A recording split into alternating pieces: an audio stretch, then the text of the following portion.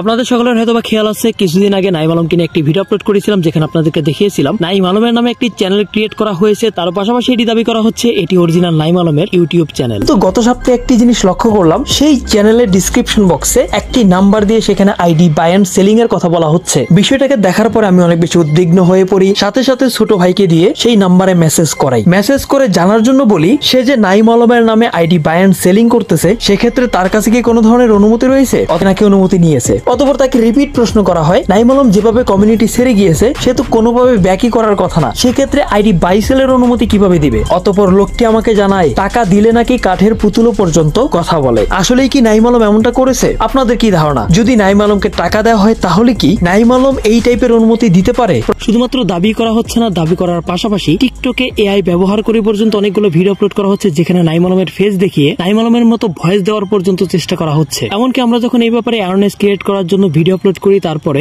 সেগুলো নাকি অপপ্রচার বলেও দাবি করা হয়েছে সেই টিকটকের ভিতরে।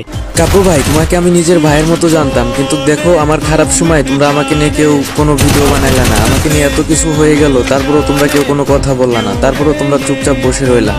আর সত্যি বলতে কি, আমার এই খারাপ সময় আমার ওল্ড ফ্যান ফলোয়ার ছাড়া আর কেউ আমার এই খারাপ সময় আমার পাশে নাই। তাই আমিও ভুলে গেলাম, আজকের দিনের পর থেকে আমার কাছের ভাই ব্রাদার বলতে কেউ নাই, শুধু আছে যারা, তারা হইতেছে আমার ওল্ড ফ্যান ফলোয়াররা। তো ফ্রি ফায়ার ওল্ড প্লেয়াররা, দেখো তো চিনতে পারো কিনা আমায়। জানি আমাকে তোমরা কেউ চিনতে পারো নাই।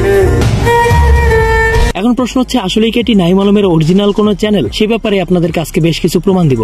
ভিডিও আপলোড করার পাশাপাশি আমরা কিন্তু সরাসরি কাব্য ভাইয়ের সাথে যোগাযোগ করি, যেখানে কাব্য ভাইকে বলি এটি আসলে নাইম আলমের কোন চ্যানেল কিনা। যদি এটি তার নিজের অরিজিনাল চ্যানেল না হয়ে থাকে, সেক্ষেত্রে তিনি এই নতুন চ্যানেল সম্পর্কে কি বলতে চান সেটিও জিজ্ঞাসা করেছিলাম। অতঃপর কাব্য ভাই আমাদেরকে নাইম আলমের সাথে একটি গ্রুপ করে দেয়, যেখানে নাইম আলমের সাথে এই চ্যানেল সম্পর্কে অনেকক্ষণ কথা হয়, অনেক বিষয় সম্পর্কে ডিসকাস করা হয়, যার মধ্যে প্রথম কথাই হচ্ছিল এই চ্যানেলটাকে কিভাবে অফ করা যায়। আচ্ছা ভাই, এই কথাটা ক্লিয়ারলি বলে ফেলি আমি। কথাটা হচ্ছে যে ওই আমার নামে যে ফেক একটা ইউটিউব চ্যানেল আছে না, ওইটা নিয়ে আপনি ভিডিও করছেন, ওটা খুশি হয়েছি ভাই, বাট ওই চ্যানেলটা বন্ধ করতে হবে একেবারে। আবার ওইখানে টিকটকেও ভাইরাল প্রায় ওই চ্যানেলটা, ও আমার নাম তো খারাপ করতেছে, পোলাপাইন টাকা হাতাচ্ছে নাকি।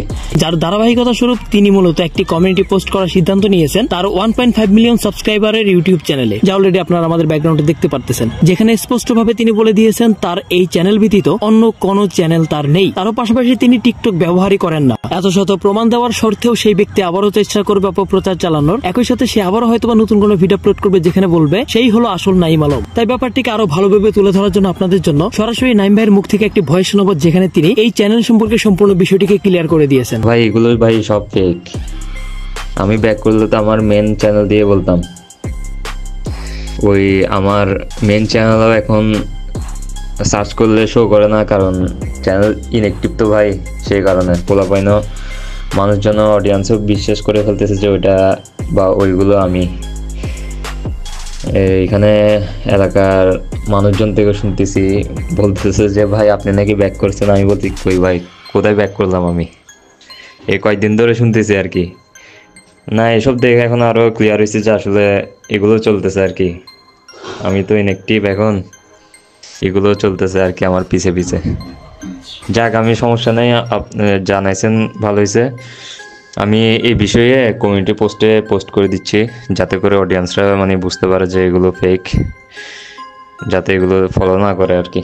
কমিউনিটি পোস্ট করার পাশাপাশি নাইম আলম ভাই আমাকে এটিও জানায় এটি ছিল মাত্র প্রাথমিক একটি ওয়ার্নিং। আর পরেও যদি এই সকল অপপ্রচারগুলোকে বন্ধ করা না হয়, সেক্ষেত্রে তিনি সরাসরি অ্যাকশনে যাবেন। এই সকল স্ক্যামারদের বিরুদ্ধে তিনি সরাসরি ব্যবস্থা গ্রহণের কথাও তিনি জানিয়েছেন আমাকে। আপনারা যদি গেমিং উইথ নাইম নামে ইউটিউবে সার্চ করেন, তাহলে দেখতে পাবেন সেক্ষেত্রে নতুন নতুন চ্যানেলগুলোই কিন্তু শো করতেছে। নাইম আলমের যে অরিজিনাল চ্যানেল রয়েছে সেটি কিন্তু কোনোভাবে শো করতেছে না। এটির কারণ হয়তো বা হতে পারে তিনি ইউটিউবে প্রায় 2 বছর ধরে কোনো প্রকারের ভিডিও আপলোড করেন না, কোনো ধরনের পোস্ট পর্যন্ত করেন না। তার কারণেই তার চ্যানেলটিকে একটু হাইড করে রেখেছে ইউটিউবের এই সিস্টেমটারই অনেকেই ব্যবহার করতেছে, যার জন্য আপনারা সার্চ করলেও অরিজিনাল নাইম আলমের চ্যানেল কোনটা সেটিও আপনারা খুঁজে পেতে পারতেছেন না। অরিজিনাল নাইম আলমের চ্যানেলটিকে যদি আপনারা খুঁজে পেতে চান, সেক্ষেত্রে আপনাদেরকে সার্চ করতে হবে গেমিং উইথ নাইম 4847। আপনারা যদি এই ট্যাগটি দিয়ে সার্চ করেন, তাহলে অরিজিনাল যে নাইম আলমের 1.5 মিলিয়ন সাবস্ক্রাইবারের ইউটিউব চ্যানেল রয়েছে সেটি আপনারা খুঁজে পাবেন। এখন আপনারা যে সকল অডিয়েন্সরা রয়েছেন যারা নাইম আলমকে অনেক বেশি পরিমাণে ভালোবাসেন, যারা কখনোই চান না নাইম আলমের নামটি কোনোভাবেই খারাপ হোক, সেক্ষেত্রে আপনারা এই সকল fake YouTube channel, Facebook page কিংবা টিকটক টিকটক যে কোনো প্ল্যাটফর্মে হোক না কেন, যদি নাইম আলম বলে দাবি করা হয় সেক্ষেত্রে সেই সকল অ্যাকাউন্টগুলোতে রিপোর্ট মারবেন।